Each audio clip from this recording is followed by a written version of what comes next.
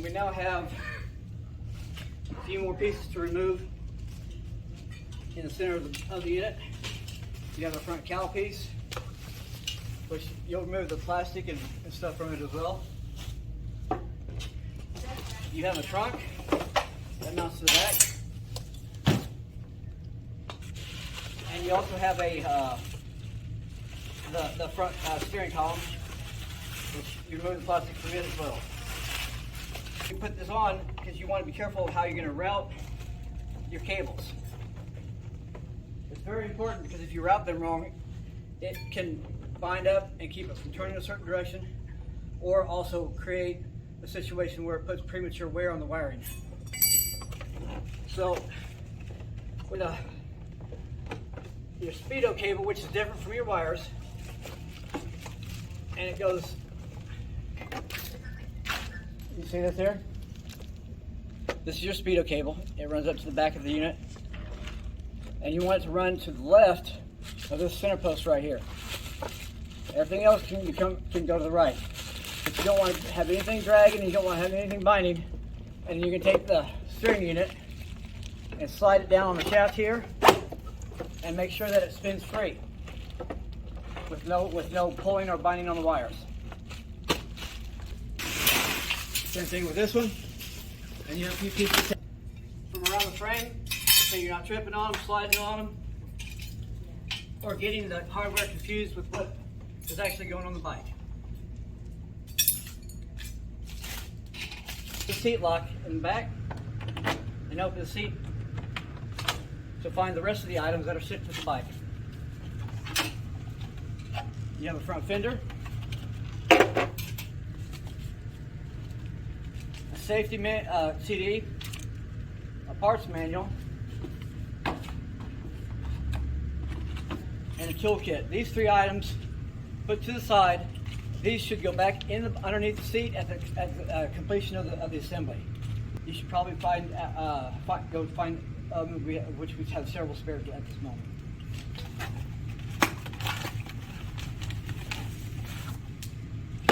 Unwrap carefully and set them to the side. You have hardware and a lever that goes on your center stand that helps you actually put the bike up on the center stand. On what's going on, but in the past, these vehicles have come with the battery underneath the seat, and it needs to be assembled, charged, and put back in the bike. But right now, it looks like they're shipping them with them at least in the battery compartment. But I want to so since I want to be able to charge the battery, I want it to be ready at the time that I'm completing the bike, so that I can start it up with no delays. And it has to take the bolts out of the battery cover, which is a Phillips screwdriver, and there's 4 that hold it down.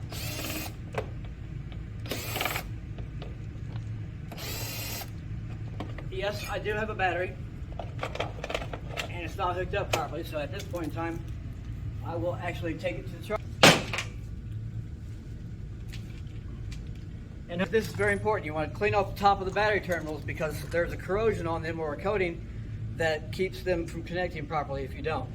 These have been shipped overseas. The salt in the ocean, whatever, it corrodes it a little bit. So you want to quickly clean the top of those terminals off.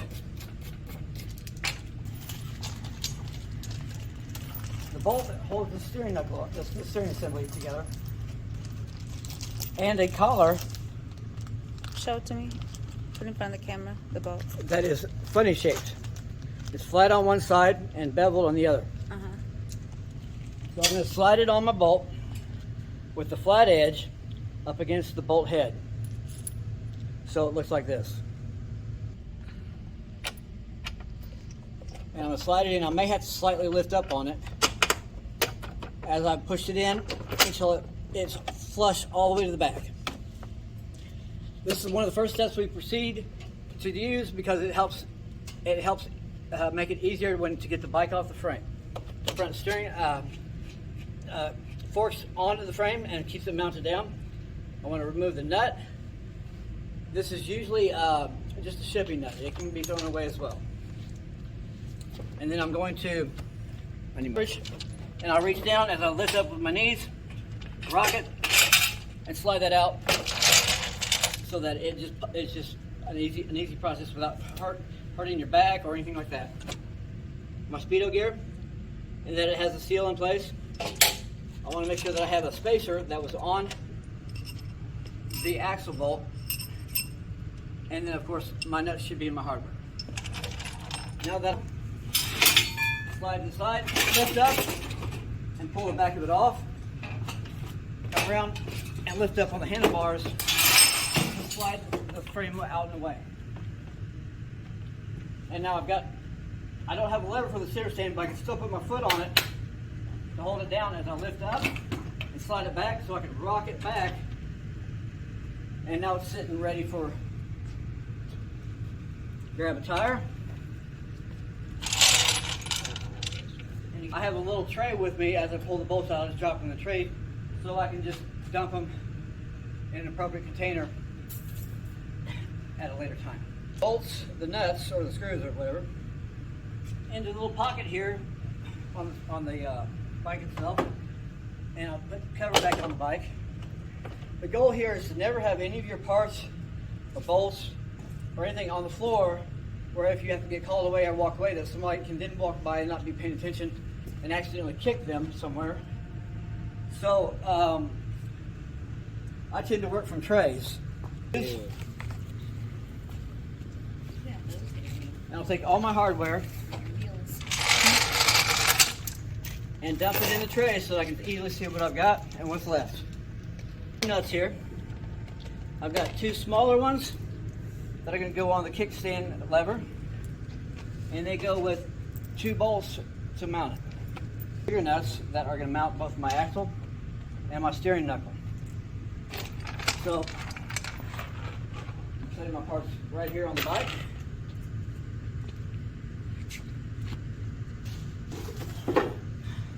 This is what I'm talking about. This is what I need to mount the front tire to the vehicle.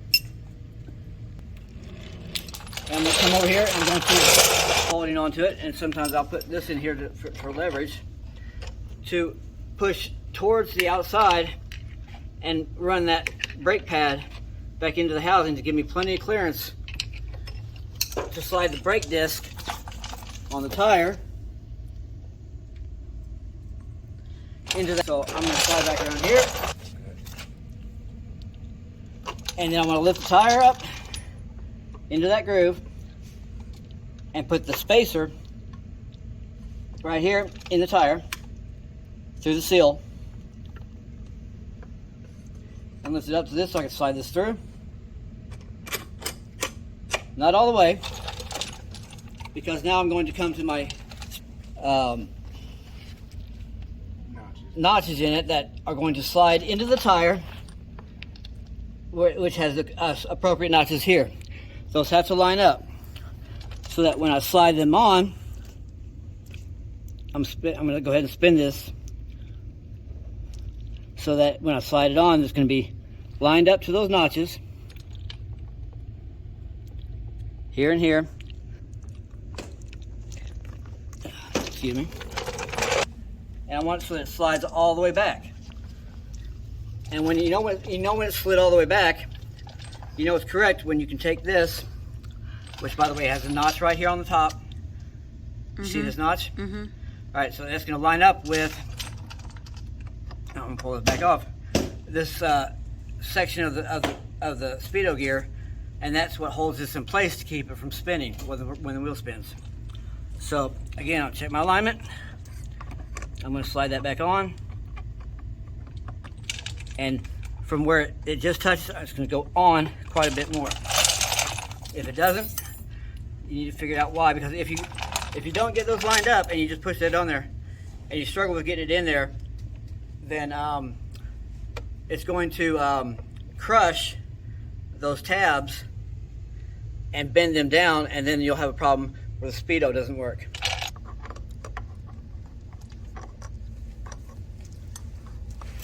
And push fully back. Now when it's pushed fully back, you should be able to slide this up in here so that this notch here is lined up with there. Let me see. right here. Those two are lined up right here. Okay. And then from there you can slide through your steering knuckle like that. It's ready for the nut and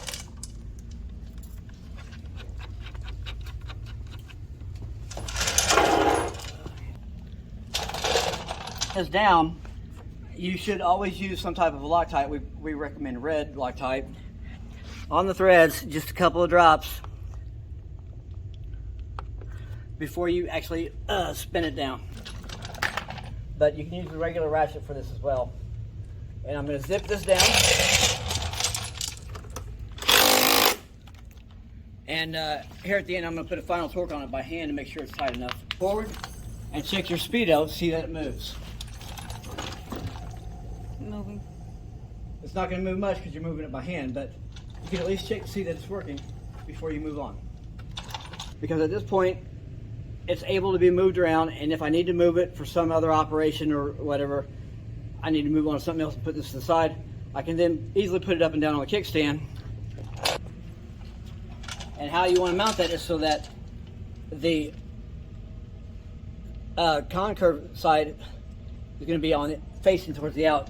So you want it so that the pedal goes out and angles backwards like this, and so the flat side is up.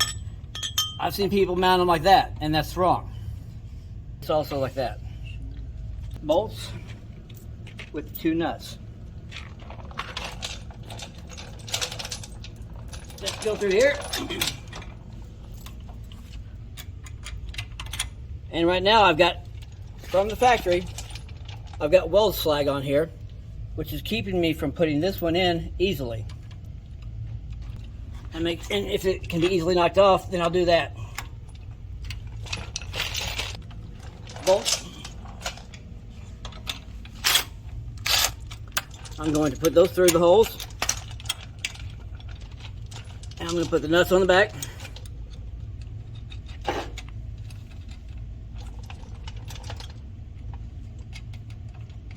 Hold that nut in place and zip it down the bolt.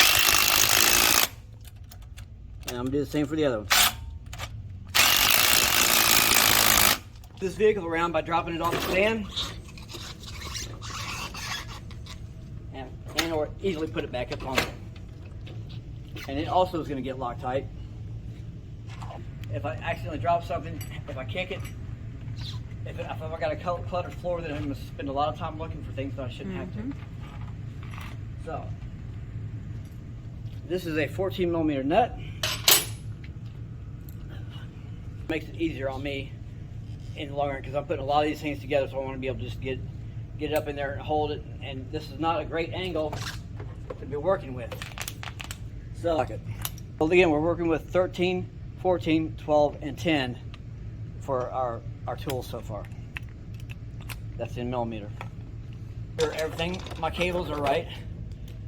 And I've got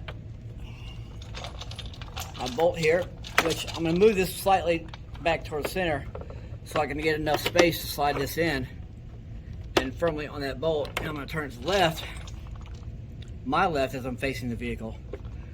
And I'm going to put this nut on the back side, which may require two hands. And you accidentally drop this nut, it is retrievable, but it's no fun. It drops into this cowling in the front and goes up under the bike, and then you have to fish it out. Which I tend to try and use like a magnet on a long flexible spring, whatever, and to grab it. That makes it a lot easier. But the bolt, and I'm going to put it on this, and I'm going to just spin it back while pushing against to get some pressure to hold that on, and I'm going to spin this up. Again, and with the longer ratchet so that you know that it's fully tight. These have a tendency to loosen up if they're not completely tight. And that is, I've got a fresh charge on this, so I'm fairly confident it won't have to be tightened much if at all, but flexing or loosen any type of way. This one's good. Now, since I'm here, I'm also going to check something that they assemble from the factory, and there's a couple of nuts here that change the tension of the bearings in here, which if it's loose, you'll have one that moves, the whole thing will move back and forth. When they break, it will shift, and that's something that you can change here. If you need to change that and tighten it up further, you'll take the top nut loose and you'll spin the bottom one further down until it's snug, and then you'll tighten the top one on top of it to lock them up against each other so that they don't move, and that there's no and that they're not rubbing on anything when they move. And always I'm thinking about, if I put a panel on here, what I don't want to take things back and forth. So if I don't check these and say one's apart, then I'll get this panel on here, which is this one here.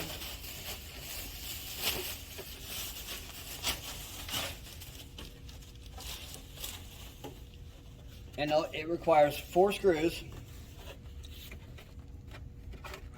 plus one here in the center. And you got to snap it in as well. So I want to avoid having to take that back off and make sure that everything's complete before I do. Gas in the vehicle, the battery in the vehicle, and to try and start it. Again, we're trying for nothing that has to be taken apart to get to something else. So underneath the seat that is held in with one screw. If I take that screw out, I can flip it up and have access to the top of the carburetor. Now I can also adjust the idle screw on this, so if it's, when I try and start it, if it's running too low, I can turn that up and adjust it so that it won't die on you. Where you're gonna put gas in it, take a moment, stop, and realize that these are coming from China, and they miss little details sometimes. Right up underneath here, you'll have your gas lines, a fuel filter, and it's all coming from the tank. And you want to take a brief moment and make sure those lines are actually connected, both coming into this little cutoff valve and coming out. And this is coming into it right here. Right here. So make sure those are connected and then connected to the carburetor. So now I know that if I fill it with gas, it's not going to leak out on the floor and create a mess. About 5 seconds worth of fill. 1, 2, 3, 4, 5. To store a large amount of gas here, so we really don't have the time or the resources to store gas here legally, where we can fill everything to the top. It's a gas station across the street. It usually is, yeah. Okay, so take care of, which is right here. It comes with a kit that you have to pull the battery out. You'll have to pull the container of acid out, and you'll put it in the top and gently push it in there, and it'll puncture the seals on the acid, and it will all drain in there as one complete unit. When it's completely in there, you want to gently pull the thing out so that it doesn't splash on you. Dispose of that, put the top on, and then I always recommend to charge them at least 15-20 minutes. Because even though if you have to assemble it and put the acid in it, the chemical reaction will cause a 60 to 70% charge on the battery. It's good to top them off. And ideally the goal here is to be conscientious of the fact that although while Chinese, we have the American ingenuity and know-how to improve upon what they've sent us, and so that we want no comebacks during warranty periods. And most generally, these down in here on top of those terminals, just so that when I drop the battery into the casing, they don't bounce out and I have to fish for them and have to start all over again. So nice and gently, so that it sits in here, and I have a positive and a negative indication on my battery. For us and all purposes, negative is the black wire and red is the positive wire. Can tight without actually torquing them down where you twist the terminals, because these are made of lead and can bend and be damaged easily. So I want to get that started so that it won't come out. And I'm going to do the same for this one. And again, I tend to try and get everything started before I tighten anything down. That way I have room to move things around and account for alignments. Assemble things and you don't have to fight with it. Okay, so I'm going to hold that down and I'm going to run it down so that my terminals are, so that I can easily move these up. I'm going to take this bottom wire and bend it down, and I'm going to bend this one slightly up so I can take this insulator and slide it over on this terminal. And because I paid attention to the way that this runs, you'll see that these are square, and that to line up properly, they should cover that terminal as well. They weren't placed on there after they get the vehicle home. They'll think, oh, they didn't do something, blah, blah, blah, and they'll be thinking automatically that something's going to be wrong with their vehicle right off the bat. It's generally a good idea to put them on there as a practice. Step it back down with the 4 screws, and you want to be careful that you're actually going in the holes underneath, because these don't always line up properly. And you're actually going into these posts here, back here, and then a clip in the front here. And once you're sure that your alignments are good, you can then take them all the way to the bottom. Don't over tighten these. They are down to the bottom.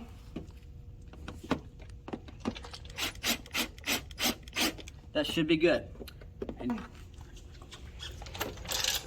And I want to make sure that my switches are proper. I've got a kill switch here. That has to be in the run position, and that symbol is by an arrow that goes over the top and down to the right, clockwise. Mm-hmm. So you want to make sure it's in that position. I always turn my headlights down to dim. Make sure my turn signals are in the center. And this is a good point in time to test for electrical. That's the reason why I didn't put this plate on in front. Back. And then I'm going to do the same for the left. And then I'm going to check my horn. And then I'm going to check for my tail light by depressing the brake pedal, or a brake switch. I want to check both the left and the right switches, because there's a switch on each one that operates the brake light. Now, if you have a brake light that comes on, then you know with troubleshooting, you can check with a brake light. If you have a brake light, then you know you have what you need to start the bike for about 10 seconds. Now I'm going to pump it a couple of times. If you have a problem with these,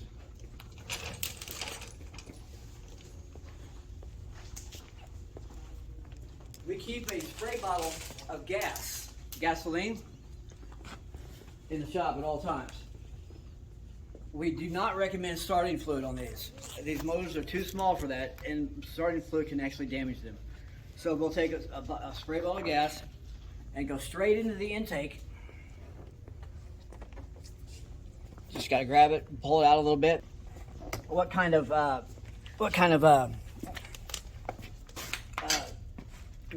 air fuel mixture they're giving. Now I'm going to take it, I'm going to squirt 3 good, and I'm going to get 3 good pumps of gas in here, and I'm going to hold the throttle all the way up.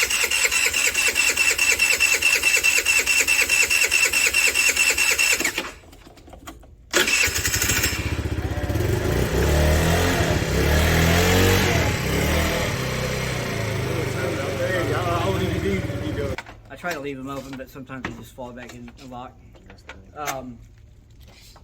And I'm going to adjust the idle speed up higher than it normally would be and let it run for 5 solid minutes. Start back up. And I'm going to adjust this a lot higher than I will before I send it out. That's all the adjustment I've got on this one. That's all the adjustment I've got on this one.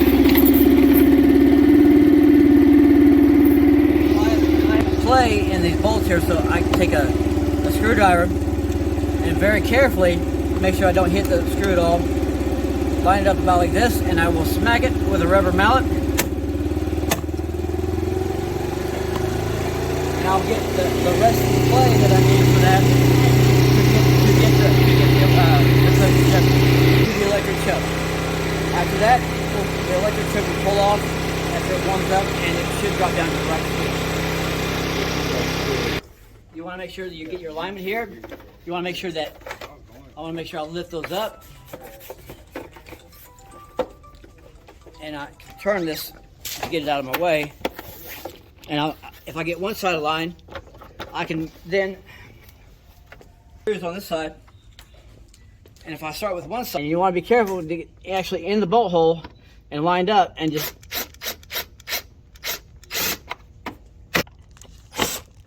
and I missed it. It went to the side. So again, I'm going to make sure that I've got the right alignment. And that would, I'll do the same for this side.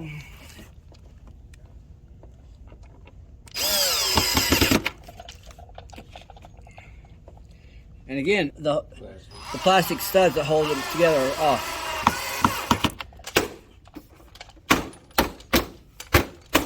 And it lines up and snaps in. It should line up as well. If it doesn't line up, you might want to consider taking it back off and using a rubber mallet or something to smack that back over one way or the other, or up and down, while taking care not to damage any wiring or anything else in there associated. Pieces that it can go on at any point in the assembly, so I don't necessarily have a specific order for that. These go in right here. You'll spin the lock nuts all the way up, and you want to carefully line up to your hole and spin it in. You get to a point where it's all the way up, so I'm going to take it back to where I can line it properly. And I generally set these so that the alignment is so that the mirror rods are straight out from the side of the bike. All that happen rather quickly as well. Now there are times when you'll find things like wiring issues or things not working where you have to actually go in and work on them and whatnot and fix what's wrong, or because the goal is to put out a quality product, and China doesn't always cover all their bases. That'll line up to on the top of the forks here, basically on the top of this little section here.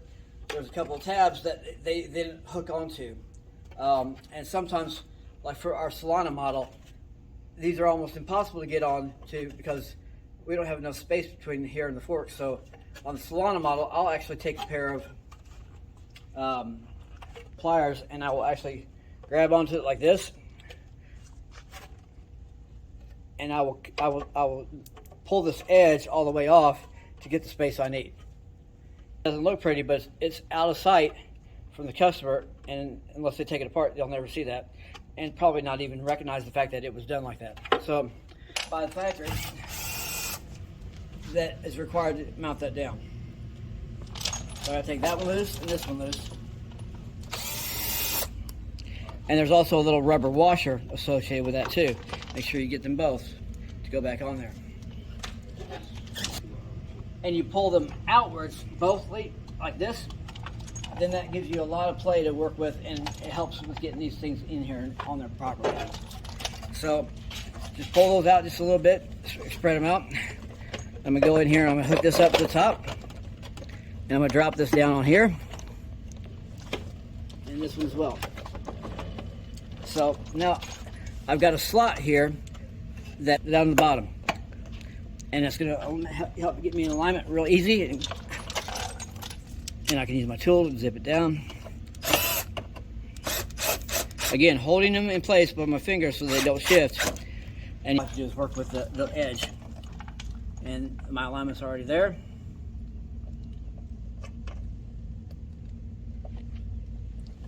And I'm going to start that by hand so I know it's nice and I'm not crossing the threads. My tire and my fender spacing are correct. So if they're too close, when you get somebody big on here, they might actually rub. So I'll take it and I'll bend that back in and pull it forward a little bit. It's an option, a trunk or no trunk. We always install on ponies the trunks. Some models we don't. but they're getting back. And then they've got a couple of for ponies. These are not used. We take these and we just toss them to the side. What we want now is the rest of the mounting gear. I've got washers and nuts. Plate underneath. I'm going to be using these 4 holes here. And I've got, sometimes these are different sizes. These are. I've got longer ones and smaller ones. I'm going to put the longer ones in back. Sometimes I zip them all down with my gun and with a Phillips bit. But since these are lock washers, I want to hold the bolts still and come up underneath and zip the lock washers up. And again, just snug because they're locked. And my goal is to get them all down.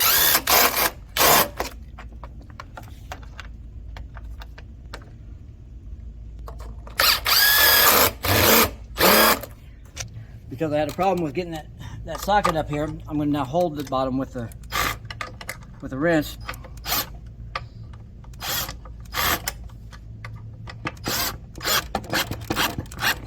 And I'm going to go ahead and get them all, torque them all down now.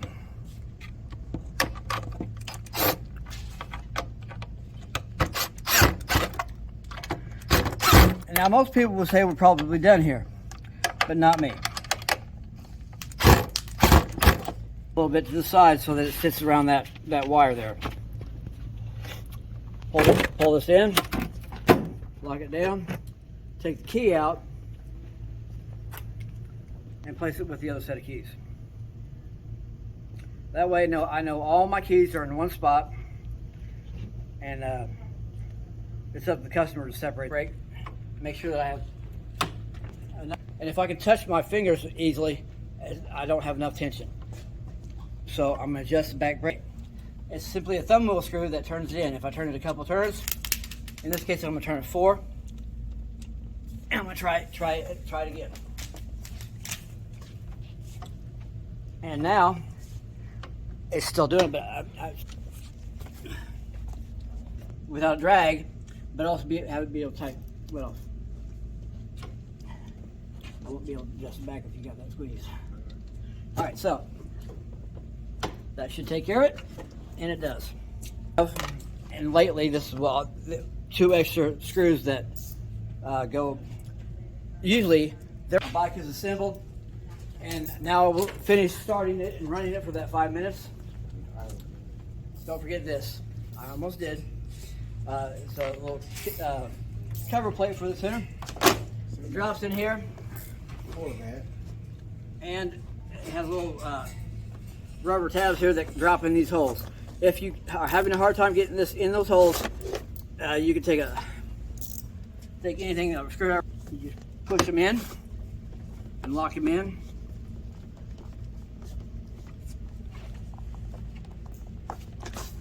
And it takes sometimes a little bit of thumb strength too. You have to work it back and forth, but they snap in, relative terms. And there's one here and 2 on each side here. And ideally you're looking for this kind of a fit on it.